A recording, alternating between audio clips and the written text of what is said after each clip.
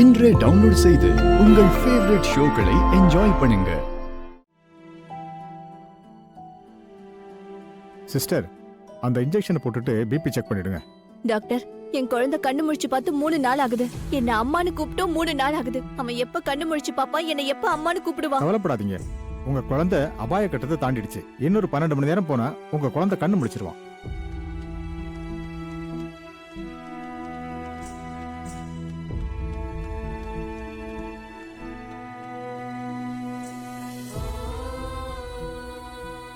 Drips ready பண்ணுங்க. Doctor, கல்யாணம் ஆகி 4 வருஷம் ஆகி குழந்தை இல்லாம கோயிலா போய் தவம் இருந்து பெத்த குழந்தை டாக்டர் இவன்.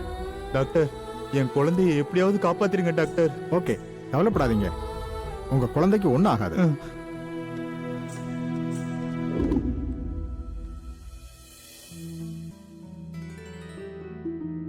கலப்பட பால் போடுறால வாய் வயிறு எல்லாம் புண்ணா இருக்கு. புண்ணு சரியானா எல்லாம் சரியாயிடும். சரிங்க டாக்டர்.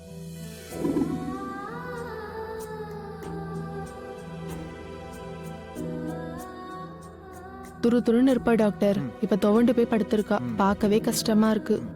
நர்ஸ், நான் எழுதி கொடுத்தனே, அந்த இன்ஜெக்ஷனை போட்டுருங்க. சரிங்க டாக்டர்.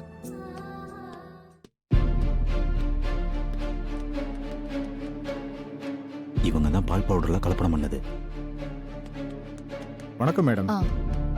குழந்தைங்களுக்கு இப்ப எப்படி இருக்கு டாக்டர்? சொல்லிக்கிற மாதிரி எந்த முன்னேற்றமும் இல்ல மேடம்.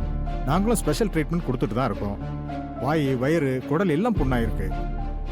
இன்னும் ஒரு 12 hours அப்சர்வேஷன்ல இருந்தாகணும். அதுக்கப்புறம் தான் எதுவும் சொல்ல முடியும்.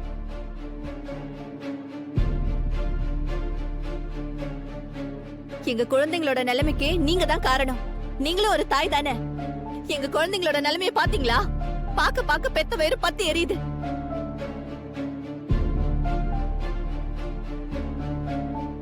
உங்ககிட்ட இல்லாத பணமா? பணத்துக்காக குழந்தைங்களுக்கு கொடுக்குற பால் பவுடர்ல இப்படி கலப்படம் பண்ணலாமா? உங்களுக்கு எல்லாம் மனசாட்சியே கிடையாதா? மா, நீங்க எல்லாரும் எங்களை தப்பா புரிஞ்சுக்கிட்டு இருக்கீங்க. நீங்க நினைக்கிற மாதிரி எங்க மேல எந்த தப்பும் இல்ல.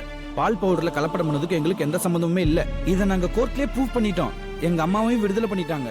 கோர்ட்ல கேஸ் ஒண்ணும் இல்லாம பண்றதுக்கு உங்களை மாதிரி ஆளுக்கு சொல்லியே தரணும். இதுல வேற உங்க அம்மா எம்பி. கோர்ட்டோட தண்டனையில இருந்து நீங்க தப்பிச்சிருக்கலாம். ஆனா கடவுள் இருக்கான், அவன் தண்டனையில இருந்து நீங்க தப்பிக்கவே முடியாது.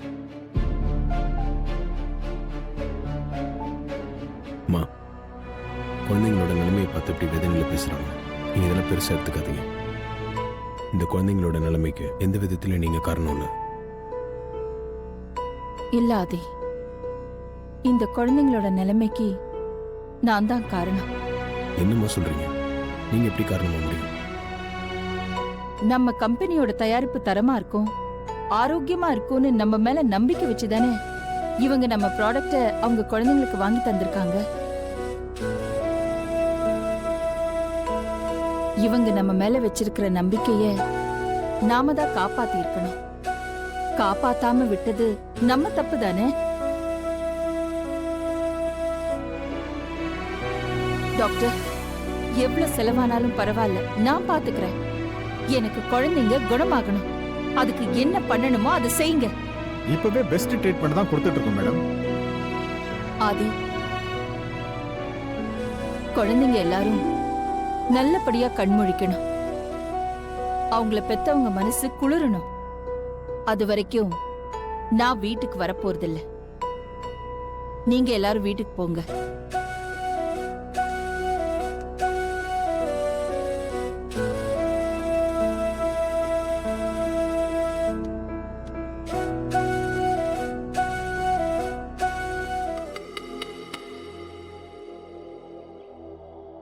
இந்த அகிலாவை எங்கடி காணோம்?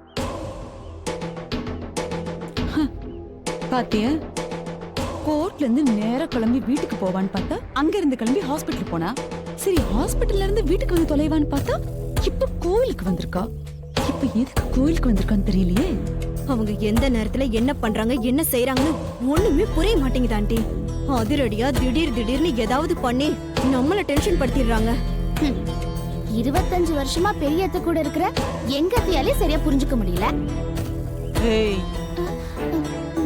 கோயில் கூட பார்க்க மாட்டேன், தூக்கி போட்டு மிதிச்சிருவேன். பாய் முட்டுவடி, வாங்க.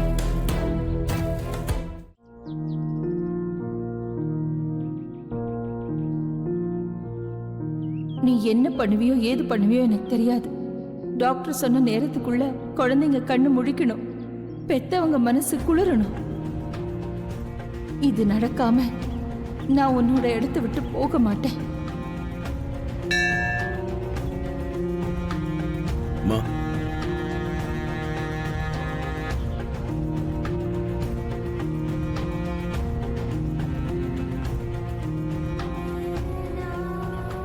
நான் தான் குழந்தைங்க கண்ணு முழிக்கிற வரைக்கும் வீட்டுக்கு வரமாட்டேன்னு சொன்னேன்ல, அப்புறம் எதுக்காக என் பின்னாடியே வந்தீங்க? வீட்டுக்கு போங்க.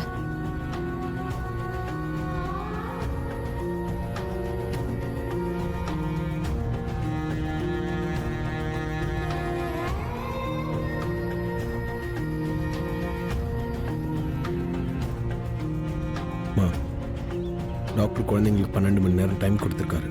அது வரைக்கும் இங்கே இருக்க போறீங்களா? எனக்கு மணிக்கணக்கு முக்கியம் இல்ல, குழந்தைங்க கண்ணு முழிக்கணும், எனக்கு அதுதான் முக்கியம். அது வரைக்கும் நான் பச்சை தண்ணி கூட குடிக்க போறதில்ல, இந்த இடத்தை விட்டு நகர போறதும் இல்ல.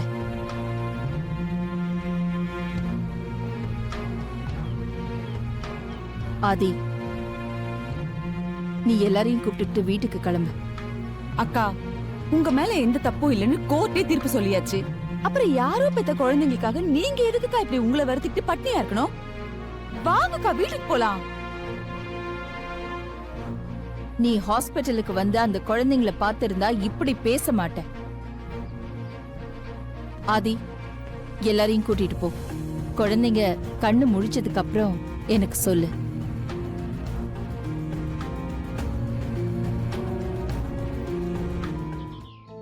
நான் சொன்ன மாதிரி பண்ணிடுங்க. நான் திருப்பி கூப்பிடுறேன்.